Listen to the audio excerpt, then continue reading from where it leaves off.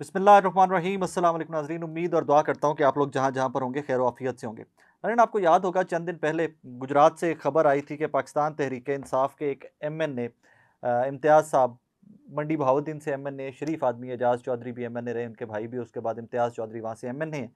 वो गुजरात में anti corruption हुकाम के साथ एक फड्डा हुआ, किसी का वहाँ पे लड़ाई हुई नामालूम अफराद की, और वो इनको इम्तियाज़ साहब को लेकर फरार हो गए। अब उसके बाद मुख्तलिफ खबरें आती रही, कहाँ पर हैं कहाँ पर नहीं है, किसी को कुछ नहीं पता था। तहरीक इंसाफ भी बहुत सारे दावे करती रही कि उनके ऊपर प्रेशर डाला जा रहा है कि वो पार्टी चेंज कर लें और वो तहरीक इंसाफ में शामिल ना हो, नून लीग में शामिल हो जाए। इस तरह के बहुत सारे दावे पाकिस्तान तहरीक इंसाफ के इन एमएनए के बारे होते रहे।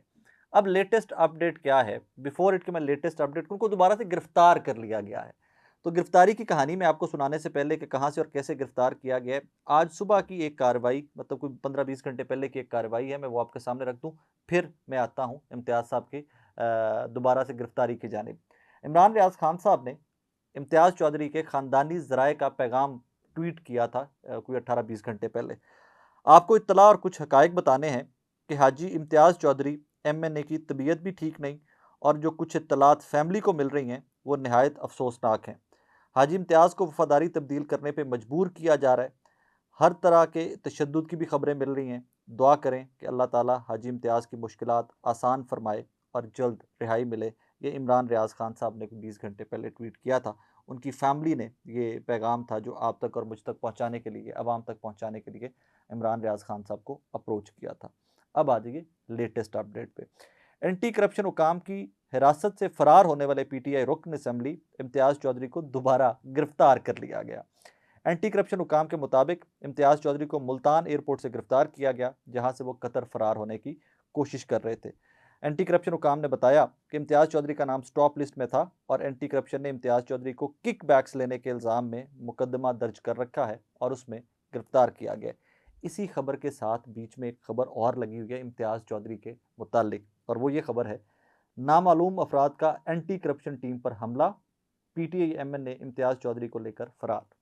इतने लिखने वाला की लिखता है एक बंदा जो नेशनल असेंबली का मेंबर है, जो लेजिस्लेटर है, जिसने आपके और मेरे मुल्क में आपको और मुझे महफूज बनाने के लिए कानून साजी में अपना किरदार अदा करना है, वो उस हाउस का मेंबर है। वो इतना गैर महफूज है कि एम को बंदा हमला करे और उसको लेके साथ फरार हो जाए। Can you believe it? Tehreek Insaf के दावे, इमरान रियाज खान साहब की ट्वीट, हाजी इम्तियाज़ की अपनी वालदा के साथ गुफ्तगू अभी रिसेंटली मंजर आम पे आई, वो भी टेलीफोनिक गुफ्तगू। इसके बाद सवाल ये रह जाता है कि यार किस लाकानूनियत में जिंदा है यहाँ पर मैं। मतलब ये किसी भी बच्चे को ये स्टोरी सुनाइए, किसी भी बच्चे को बताइए कि जी हाजी इम्तियाज़ के बंदों ने हमला किया था एंटी करप्शन की टीम के ऊपर गुजरात में और वो वहाँ से फरार हो गए थे। मुझे बताइएगा कि 100 में से अगर 10 लोगों ने भी इस कहानी के ऊपर यकीन कर लिया तो।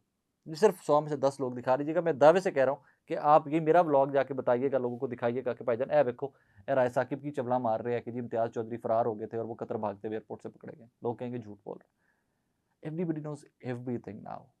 बट अफसोस का मकाम यह है कि आप और मैं किस हद तक गैर महफूज हैं, जहाँ पर एमएनए गैर महफूज हैं, आपकी और मेरी क्या औकात। I just hope and pray कि इम्तियाज़ चौधरी साहब की अल्लाह पाक मुश्किलें आसान फरमाए। ये एक स्टोरी इम्तियाज़ चौधरी की आपको और मुझे पता है, पता नहीं कैसी कितनी ही ऐसी स्टोरीज हैं जो मंजर आम पर नहीं आ रही, जो लोग नहीं बोल सकते। सो बस अल्लाह पाक रहम करे हम सब के ऊपर, मेरी तो ये हमेशा के लिए दुआ होती है। सेकेंडली जी, आज इमरान खान साहब, चेयरमैन तहरीक इंसाफ, बानी चेयरमैन तहरीक इंसाफ, सबका वज़ीर आज़म पाकिस्तान, कल से एक हेडलाइन शो पे शो हो रहा था, उसके ऊपर एक नैरेटिव बिल्ड किया जा रहा था, इमरान खान ने माफ़ी मांग ली, इमरान खान लेट गए।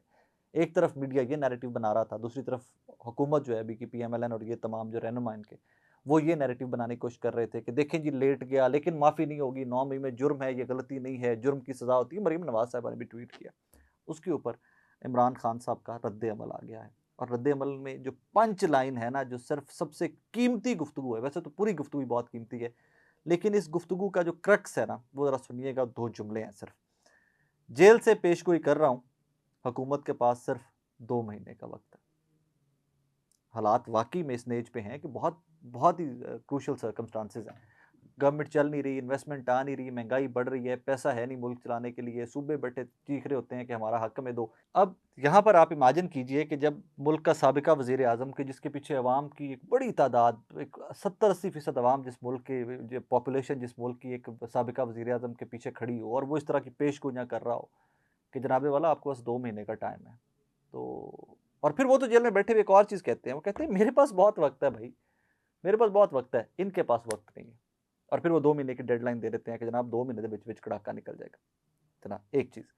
सेकंडली उन्होंने फिर एक चीज़ मुतालबा बार-बार दोहराया, हमेशा की तरह एक बार फिर से दोहराया। उन्होंने कहा मैंने गैर मशरूत माफ़ी नहीं माँगी, मेरी एक ही डिमांड है। 9th मई की सीसीटीवी फुटेजेस निकाल लें, वो सामने रख दें और उसके बाद अगर साबित हो जाए कि मैं इन्वॉल्व था या मेरी पार्टी इसमें इन्वॉल्व थी, मैं माफ़ी माँगूँगा और होना भी ये चाहिए।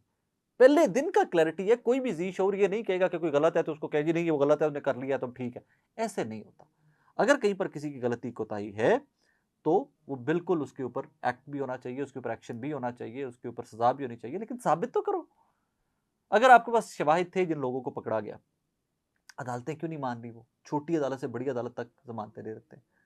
सो ये बहुत सारी चीज़ें हैं जिनके ऊपर आज फिर इमरान खान साहब ने बात की है। उन्होंने कहा जी मैं पाकिस्तान के लिए बात करना चाहता हूँ और किसी के लिए, मतलब मेरा कोई मुद्दा नहीं है कि ना मुझे इक़्तिदार की वजह ऑल दैट। मैं पाकिस्तान के लिए बात करना चाहता हूँ और अगर कोई मुझसे बात नहीं करना चाहता तो फेयर इनफ।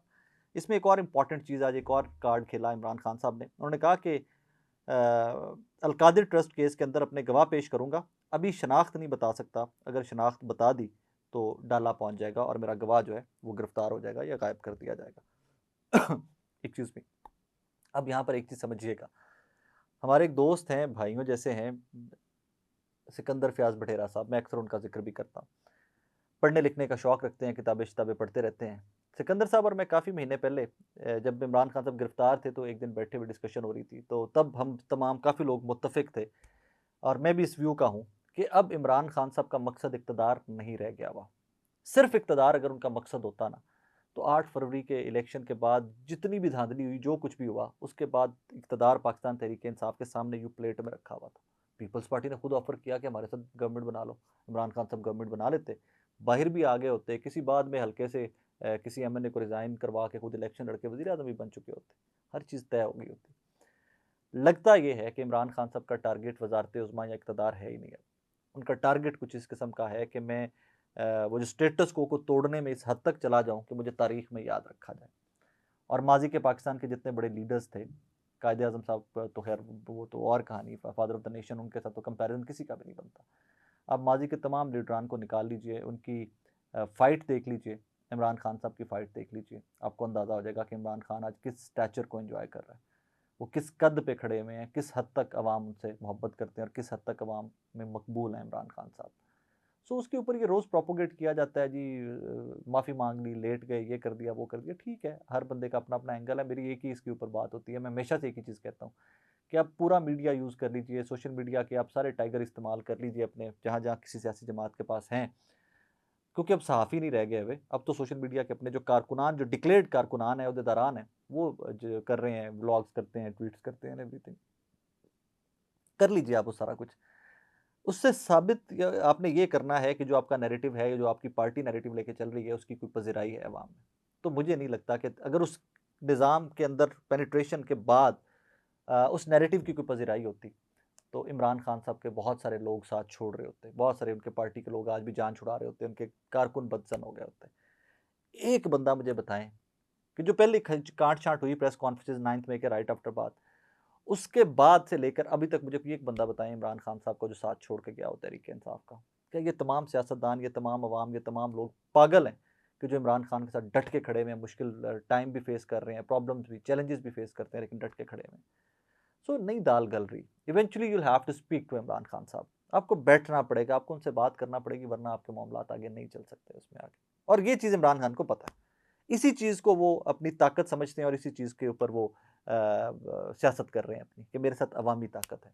लोग हमेशा अवामी ताकत के अलावा राइट लेफ्ट देखना शुरू कर देते हैं, लेकिन इस दफ़ा इमरान खान बिल्कुल भी राइट लेफ्ट नहीं देख रहे। बहुत क्लैरिटी के साथ सीधा टारगेट एक ही है, अवाम, अवाम की ताकत, जमहूर, जमहूरियत।